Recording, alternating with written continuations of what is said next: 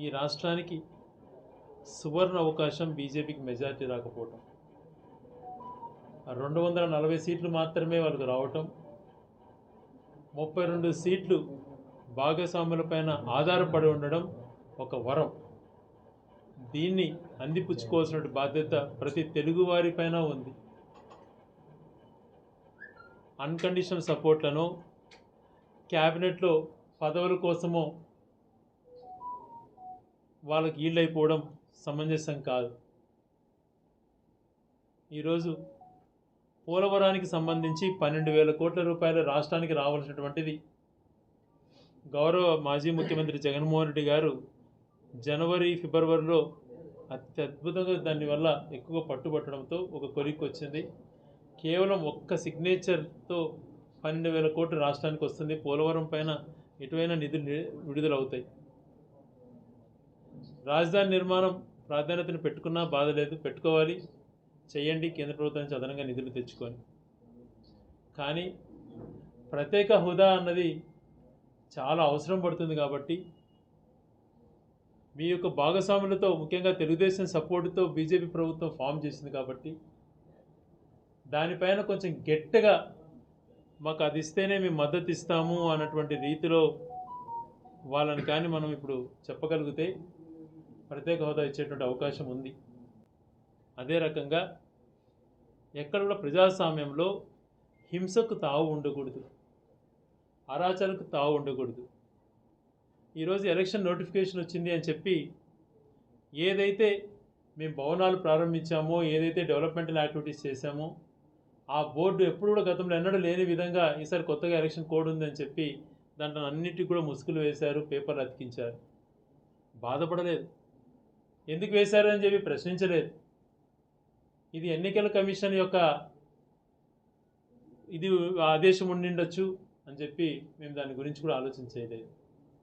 ఇప్పుడు గ్రామాలలో బోర్డు ధ్వంసం చేస్తూ ఎప్పుడు ఈ సంస్కృతి రాయచూట్లో లేదు. మరి కొత్తగా మీకు 5 సంవత్సరాల అవకాశం ఉంది, ఎంతైనా అభివృద్ధి చేయండి. ఈ బోర్డు పగలగొట్టడం ఏంటి, ఆ బోర్డులకు పచ్చరంగు పూసేసేయటం ఏంటి అన్నటువంటిది ఒక్కసారి ఆలోచన చేయమని అడుగుతున్నా. ప్రజాస్వామ్య ప్రక్రియలో ఈ మంచి పరిణామాల మీరు ఆరోపణలు చేస్తున్నారు. వైసీపీ నాయకులు దౌర్జన్యాలు చేశారు, వాళ్ళంతా చూస్తాం, వాళ్ళ భూములు లాక్కుంటామని. తప్పు చేసిన వాళ్ళు ఎవరైనా ఉన్నా ఇప్పుడు మీ చేతిలో ఫుల్ పరిస్థితి అధికారం ఉంది. మీ ఆఫీసర్స్ మీరు ఎవరైనా వేసుకొని మేము తప్పు చేసినట్టే ఏదైనా కూడా దొంగగా కానీ భూములు తీసి ఏదైనా వెనక్కి తీసేసుకోండి, ఎవరిదైనా సరే లెక్క పెట్టద్దు. తప్పు చేసి ఉండిండే, రూల్స్కి విరుద్ధంగా ఉండింటే ఏదైనా కూడా తీసేసుకోండి, మేమే సహకరిస్తాం. మీరు తప్పు ఉందని చెప్తే మీరు కూడా లాక్కోవడం అవసరం లే. ఒకవేళ మా కార్యకర్తలది ఉంటే వాళ్ళు ఇవ్వకపోయినా మీరు హ్యాండ్ ఓవర్ చేసుకోండి, మేము కూడా రిక్వెస్ట్ చేసుకుంటాం మా కార్యకర్తలను. స్వయంగా మావేమన్నా ఉంటే మేమే హ్యాండ్ ఓవర్ చేసేస్తాం. ఇంత ధైర్యంగా గతంలో ఎవరు చెప్పిండారేమో, ఎందుకంటే మేము తప్పు చేయలేదు కూడా ధైర్యంగా చెప్తున్నాం. అలా కాకుండా ఏదైతే ప్రోటోకాల్ ప్రకారం ప్రారంభోత్సవం చేసినటువంటి బిల్డింగ్స్కి రంగులు పూయడము, బిల్డింగ్స్కి రంగులు పూస్తే పూసారు, బోర్డులను రంగులు పూయడం అటువంటిది, శిలాఫలకాలకు రంగులు పూసి కనపడకుండా చేయడం అటువంటిది సమంజసం కాదు అని చెప్పి నేను అధికారులను కోరుతున్నా. జిల్లా కలెక్టర్ గారు స్పందించి దీనిపైన చర్యలు తీసుకోవాలని చెప్పి పత్రిక విలేకరుల ద్వారా తెలియజేస్తున్నా. సిబ్బ్యాలలో సచివాలయ భవనాలకు, ఆర్బీకే భవనాలను, హెల్త్ సెంటర్లు నిర్దాక్షిణంగా ఆ శిలాఫలకాలు ఏం చేస్తే దాన్ని పగలగొట్టితే ఏం ఆనందం వస్తుంది? అది అధికారంలో మేము ఉన్నప్పుడు, మా మాట చెల్లుబాటు అయినప్పుడు అధికారులను ఒత్తిడి చేసి మా కార్యకర్తలు నష్టపోయినా బిల్డింగ్స్ కట్టించాం. అది పర్మనెంట్గా ప్రజలకు ఉపయోగపడాలి ఆ వ్యవస్థ అని చెప్పి ఆలోచన చేశాం. ఆ బిల్డింగ్స్ కట్టారు కాబట్టి 50,000 రోడ్లు వేయకుండానే బోర్డులు పెట్టుకునే పరిస్థితులు ఎన్నో చోట్ల చూసాం. మేము ఎప్పుడు అట్లా చేయలేదు. ఆ చిన్న చిన్న వాటికి పెట్టుకోలేదు. ఒక మంచిది ఉపయోగకరంగా అయినటువంటిది ఉన్నప్పుడు, ప్రజలకు ఉపయోగపడేటువంటి బిల్డింగ్ ప్రభుత్వంలో జరిగినప్పుడు దానికి శిలాఫలకాలు వేస్తే దాన్ని ఈ రకంగా పోయి పెయింట్ పోయడము, శిలాఫలకాలకు పెయింట్ పోవడము అన్నటువంటిది ఎంతవరకు సమంజసం? ఒకవేళ కార్యాలయాలు, సచివాలయాలకు కానీ గవర్నమెంట్ బిల్డింగులకు కానీ వైఎస్ఆర్సీపీ కలర్గా మీకు కనిపించినప్పుడు మీరు ఏ కలర్ అయినా వేసుకోండి, మాకు అబ్జెక్షన్ లేదు. శిలాఫలకాలు పగలగొట్టడం, శిలాఫలకాల పైన రంగులు పోయటం ప్రజాస్వామ్యంలో సరైనటువంటిది కాదు అని చెప్పి ఇటు ప్రజాప్రతినిధులకు అలాగే అధికారులకు కూడా నేను చెప్తున్నాను. మీరు ఆరోపణలు చేశారు కదా, వైసీపీలో అక్రమాలు చేశారు అవి అని చెప్పి. మీ చేతిలో ఉన్న అక్రమాలు చేసి ఉండి ఎవరన్నా ప్రభుత్వ భూములు కానీ ప్రైవేటుకి సంబంధించిన న్యాయంగా ఉన్నటువంటి భూములు ఎవరన్నా తీసుకున్నా కానీ మీరు వెరిఫై చేసుకొని రికార్డ్స్ మీకు పక్కాగా ఉన్నాయని అధికారులు తెలిస్తే మీరు తీసేసుకోండి. ఒక్క నిమిషం కూడా ఆలోచన చేసుకోకండి.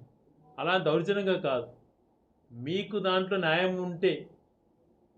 లేదు ఎవరిదైనా మేము ప్రైవేట్ భూములను అక్రమంగా గవర్నమెంట్కి ఇచ్చినాము, సెక్రటేరియట్గా మన స్టేడియంకి కానీ జిల్లా పరిషత్కి కానీ లేకపోతే నారాయణ గారిపల్లి లేఅవుట్లో కానీ నగరవనం కానీ కలెక్టరేట్ కానీ ఇప్పుడు కడుతున్నటువంటి కలెక్టర్ బంగ్లా స్టేట్ గెస్ట్ ఇలాంటివి ఏదన్నా కూడా శిల్పారామం కానీ ఇలాంటివి ఏదన్నా కూడా మేము బలవంతంగా ఎవరిదన్నా చేసినంటే కూడా మీరు డాక్యుమెంట్స్ ప్రొవైడ్ చేసి మేము తప్పు చేసినంటే అది కూడా గవర్నమెంట్కి విరమించుకొని మీరు వెనక్కి తీసుకొని మాకు బాధ లేదు.